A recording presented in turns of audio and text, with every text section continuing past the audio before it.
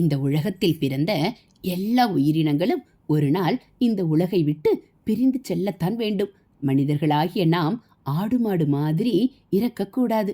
ஆனந்தமும் அமைதியும் நிரம்பி அதன்பின் இந்த உடலில் இருந்து உயிர் பிரிந்தால் அதுதான் பூரணத்துவமாகும். பூரணத்துவத்திற்கு வேண்டிய காரியங்களை நாம் செய்வதாக இருந்தால் நம்மை நாம் அறிய வேண்டும்.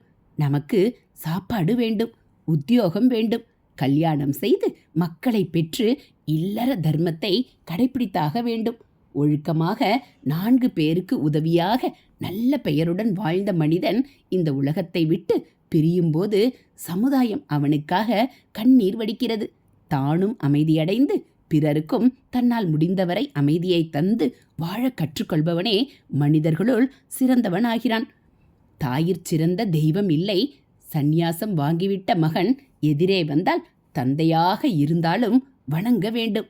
ஆனால் சந்நியாசம் வாங்கிவிட்டாலும் தாயை வணங்கித்தான் ஆக வேண்டும். ஏனென்றால் தாயை விட சிறந்த தெய்வம் வேறெதுவும் இல்லை. ஹரஹர சங்கர, ஜெய ஜெய சங்கர. இது மகா பெரியவா அருள்வாக்கு.